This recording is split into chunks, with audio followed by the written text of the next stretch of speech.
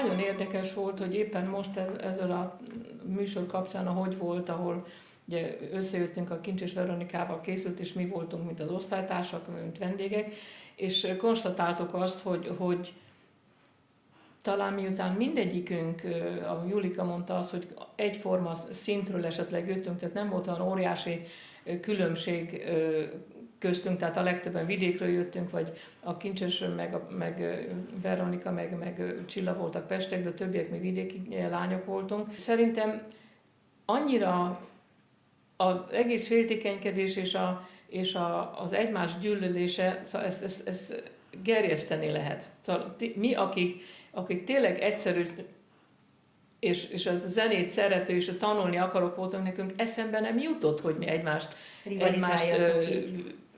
kergessük, és esetleg valakinek, nem tudom én, jobb jegye van valamivel, vagy rosszabb. Szóval szerettük egymást, és olyan jó hangulatú, az 5 év, az tényleg az életem legszebb 5 éve volt. És mindenki élte az életét, és tanultunk, ugye különböző énektanároknál voltunk, mondjuk, az biztos, hogy megfordult a fejemben, és át szerettem volna menni a Siposhoz, mert mondjuk a Sipos technikailag jobban tanított, mint Révhegyiné. Ez mondjuk nem akarom. Én a Révhegyinéhez jártam, sem akarom megbántani, de tudom, hogy az első 1-2 évben volt olyan, hogy azt mondták, hogy ha így folytatom, hangszalok csomóm lesz, és karrier semmi nem lesz. És végülis aztán 40 évet, most már 47-kal, és még mindig énekelek. Örültünk egymás sikerének, meg hát boldogok voltunk, szóval lehet, hogy az egy más időszak volt, hogy nem voltunk ennyire, szóval mindenki most, én nekem olyan érzésem van azért a dolgok, hogy olyan érzésem van, hogy mindenkit a pénzfűt és akar, és minden áron olyat csinálni, ami nem az, hogy a legjobbat megpróbálni, és a legjobbat kihozni magadból, hanem hogy mennél gyorsabban mindent, és látványosabban. Szóval látványosabban, igen. És olyan volt, hogy ez az 5 év alatt mondjuk lehet, hogy talán az a bezártság, és ami ugye most a fiatalokban már ugye nincs az, hogy még csak eszembe se jutott, hogy esetleg valaha én ki fogok jutni külföldre. Vagy ti diákok beszéltetek egymás között arra, hogy melyik tanár tulajdonképpen mire jó, hogy volt ilyen megbeszélés köztetek diákok között? Hát tudtuk, hogy a technikailag a Sipos tanít a legjobban, mert ugye a Sipos, ugye úgy szoktunk mondani, Révhegyi istáló, vagy Sipos istáló, csak viccből hívtuk így, hogy kik jöttek ki, és hogy énekeltek technikailag. Az Olga néni, én Isten nyugosztalja, nagyon aranyos asszony volt, és én nagyon szerettem, mint embert, de nekem az volt a véleményem, hogy a Sipos tudott technikailag tanítani, a Révhegyinének meg olyan szerencséje volt, hogy olyan hangokat választott ki magának, akik majdnem maguktól tanulták a szakmát, és biztos, hogy mondott olyan dolgokat, amire az ember tudott, de amire úgy hát föl tudta tovább építeni a technikáját, de technikailag ő nem tudott olyan jókat mondani, de lehet, hogy én bennem volt a hiba. Én mindig azt mondom, hogy mások is tanultak nála, és mások azt mondják, hogy jó volt. Én nekem úgy volt problémám, hogy lehet, hogy miután sokszor szoktam mondani, hogy butaliba voltam, és semmi alapom nem volt, tehát nem is tudtam, és akkor egyszer valamit kérdezett, vagy mondott, hogy vedd a fejedbe, fiacskám. És én mondtam az Olganének, hogy de nem értem, mit jelent, hogy vegyem azt. Ne kérdezz, csináld! Jaj. És úgy emlékszem rá, hogy évtizedek után, amikor amit most csinálok, akkor ez lehetett az, amit az Olganén akkor mondott. De hogyha se megmutatni nem tudta, vagy pedig emlékszem rá, hogy mondta nekem, hogy fiacskám, itt kell támasztani, és mondtam azok, én itt támasztok így, akkor nem tudok énekelni. Szóval egyszerűen nem értettem, tehát én azt mondom, hogy én voltam biztos a hibás, tehát én nem értettem meg, hogy ő mit akar. De viszont a másik oldal meg az, hogy egy énektanának, aki a főiskolán ugye tanít, tehát annak kellene tudni elmagyarázni, most akármilyen, hogy mennyi alapja van, vagy nincs valakinek. Igen, úgy Isten igazából a szakmát mégiscsak a színpadon lehet megtanulni. Igen. Tehát az, amikor azt mondom, hogy tudhattam volna én akárhogy énekelni, de az igazi próba az előadások. Abszolút. És hogy amikor szerettél volna Siposhoz átmenni, akkor fordulhattál hivatalosan valakihez? Vagy ezt csak rögtön megmondták, hogy ezt nem lehet? Nem lehetett, nem. Szóval sajnos nem lehetett. És amikor megszerezted a diplomádat, akkor később tudtál választani olyan énekmestert magadnak, vagy korrepetitort, aki továbbfejlesztett, vagy végül is minden saját tapasztalaton alapult? 68-ba kerültem be az akadémia, 73-ban diplomáztam, és 73-től 77-ig voltam az operánál. És egyszer elmentem a Szőnyi Ferenchez, mert tudom, hogy a Misoros Zsuzsa nála tanult, és azt mondta nekem a Feri, nálad ez minden fejbe dől el, tehát ami problémám volt az, hogy tudták, hogy valaki miatt én ugye állandóan görcsben voltam, és mennél inkább, ha görcsben vagy, annál inkább nem tudsz énekelni. Fel szoktam mondani példának azt, hogy miután én tudtam azt, hogy a Mikó András engem nem kedvel, a fél évkor énekeltem Ajdamner és duettet, és tudom, hogy volt az a furcsa, ami szülőszéknek hívtuk, a furcsa pozícióba kellett ülni, és akkor kellett énekelni, és hát az nagyon nehéz volt, úgy látszik, hogy elszúrtam, és akkor azt mondja, nem jó, nem tudom, hamis, nem tudom. Ha hiszed, ha nem, énekeltem valami 190 ajdát, és legalább 100 ajdánál beugrott ez, hogy ez nem jó.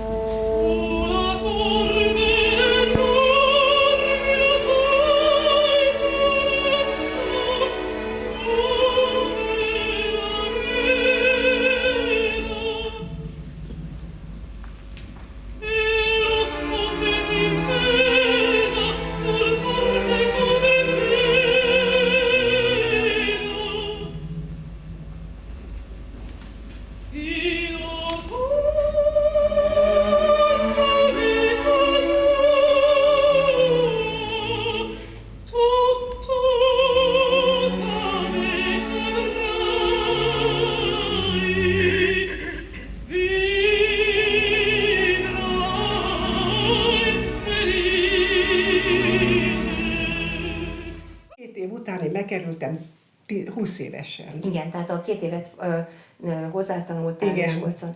Egy olyan kérdésem lenne, hogy mivel Egerben nőttél fel, te láttál élő opera előadást? Soha. Soha. Én 19 éves koromban láttam először, amikor a gimnázium följött látogatni.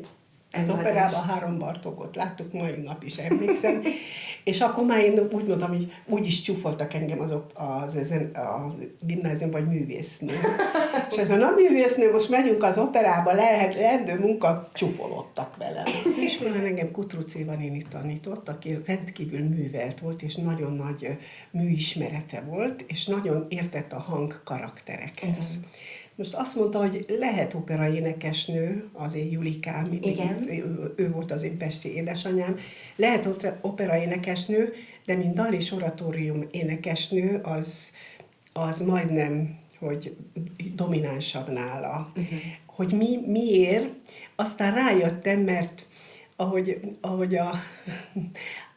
hogy én itt éreztem a szabadságot benne. Például egy strófikus dalnál, hogy elénekeltem egy Mozart 5 verszakos dalt, akkor én a fantáziámat olyan csodálatosan el tudtam engedni. Úgy emlékszem, hogy ugye van egy Mozart dal, a Die Alte. Így van. Azt én elénekeltem 20 éves koromban.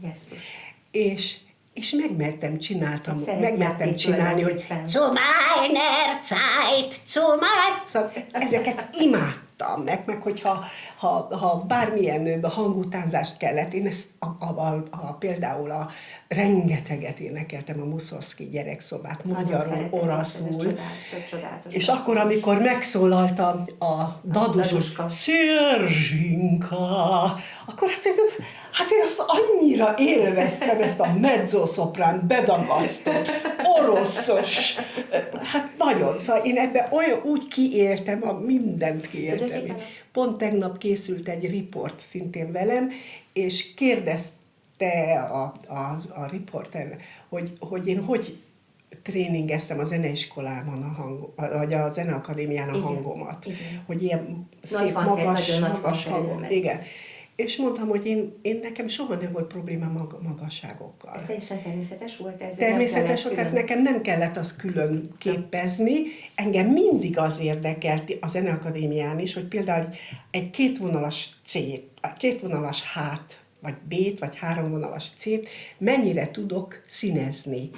Hogy meg tudom-e csinálni rajta a crescendo, decrescendót, vagy meg tudom-e csinálni fedve, vagy meg tudom-e csinálni nyitva, tehát mindig a színek érdekeltek a zeneakadémián is, a hangképzésnél, és ezt próbálom. Azt mondtam, nem mondok neveket, de mégiscsak elmondanom. Tehát a mi vezetőkarnagyunk a Pászti Miklós volt, aki ugye végül is a nemzeti énekkart tovább vitte. Egy elképesztő igényes zenész volt, és nem csak, hogy volt, hanem hát ő kereste. Tehát én nagyon sok szólót énekeltem, úgyhogy a kórusban már szólót énekeltem, külön műsorokat csináltunk. Például mentünk ki Párizsba, és csináltunk egy Liszt műsort, amiben én Liszt dalokat énekeltem. Ezt ugye soha nem felejtem, mert az egyik kedvenc dalom lett aztán. Ezt ő mutatta meg nekem. Vagy ő összhangzattan tanított például nekünk. Tehát a szabad idejében, mert egy ilyen ember ilyen volt. Tehetséggondozó tulajdonképpen. Abszolút. És hogy kereste azokat az embereket, akik tehetségesek, és segítsék el nekik, és már is. Tehát, hogy sokkal simább átmenetet kapott a hang, a fizikum, mert azok a gyerekek, most látom külföldön, hogy versenyeket 21 éves korban megnyeretik, és belelökik a fiatalokat olyan szerepekbe, amiben beleroppannak hangilag, személyiségileg. Nektek ez egy ilyen puha átmenet volt, ezek szerint egy ilyen asszisztált átmenet, hogy 5-6 évig énekelhettetek többen is, kis kórusban, nagy kórusban, de szólókat is. Tulajdonképpen a fizikum és az idegrendszer megszokta ezt a terhelést. Ez így van, az állami népi együtteses dolgoknak milyen folytatása lett aztán, mint énekes? Hát végül is ott kellett megint határoznom, ugye, mert hát a konzis évek szépen mentek, ott is voltak versenyek, amiket úgy nyeregettem, éppen valaki emlegette most, hogy a televízió közvetített egy versenyt, ahol én emlékszem a Bartók 5 dalból énekeltem, szóval hogy ilyeneket tudtam megcsinálni a konziban, hát ez elképesztő. És akkor onnan ugye jött a kérdés, hogy hogyan tovább. Tehát, hogy megint mi a motiváció, ezt én nagyon-nagyon hiányolom a mostani gyerekeknél, jó, hogy mondtad ezt, az ellustulunk, meg majd a szülők mindent alád raknak. Nekem ezeket mind magamnak kellett, hiszen az én szüleim változatlanul ott voltak vidéken, ugye? Tehát nekem kellett ez átrágnom, hogy most mit csináljak. És az összes döntést egyedül meghoznod. Így van, én imádtam a népi együttest, tehát egy porcikám nem kívánta, hogy ott hagyjam, és mégis valami megint dolgozott bennem, hogy tovább kell menni. És ezt nem a tanárom, a konzis tanárom mondta, hanem egyszerűen valami belső indítatás azt mondta, hogy próbáld meg, mert az életed, és meg kell próbálni, kész. És akkor már ugye 26 éves voltam, és akkor még volt egy ilyen rendelet, hogy a felső korhatár a Zeneakadémia felvételén a 26 év volt, tehát kellett kérni egy engedélyt ahhoz, így van, volt felső korhatár. 26 év, hogy fölvegyenek, és akkor 2 osztályt, tehát másodikba vettek föl azonnal, és 2 osztályt összevonva kellett végeznem, ami felese volt tréfa. Tehát, és akkor bocsáss meg, hogy ilyen részletkérdés, de hogy tudtad magad fenntartani, hogyha az állami kórust, akkor a pénzkeresési lehetőségedet, akkor azt fel kellett függeszteni. Tehát Hát valamennyi picit igen, mert ez csak nappalin lehetett csinálni, Igen. és akkor még volt egy olyan szabály, hogy bizonyos időszakig nem lehetett haknit Nyilvánosan, vállalni igen, a igen. Zeneakadémián. Tilos volt. Még ha engedélyt kértél rá, akkor sem, Igen. ami egy nagyon jogos és okos gondolat volt, mert az embernek az a dolga, hogy Persze. tanuljon egy darabig. Hát csak akkor neked már tulajdonképpen életkorilag is és tapasztalatilag is előbbre tartottál. Igen, hát ezt akkor úgy hívták, hogy népköztársaság ösztöndíj. Ezt én is Igen, részesültem ami be, azt jelenti, akkor már a hogy népet 4,8 felett fölött voltam. Igen. Húzós Nagyon, volt. tehát nagyon nehéz.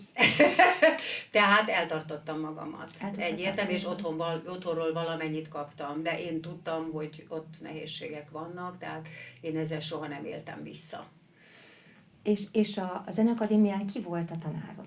Kezdtem a Köncs Boldizsárnál, és én nagyon szerettem őt, tehát itt semmi problémám nem volt, de mégis megint valami belső kíváncsiság hajtott, és tudod, ott az ember mindenhova bemehetett. Tehát egy nagyon nyílt és szeretetteljes légkör volt. Meghallgattátok egymást, hogy kivel hogy Meghallgattuk dolgoznak? mások óráit, gondolkoztunk, nézegettünk, és aztán én átmentem a Bende Zsolthoz, és az az életem egyik legszebb időszaka volt.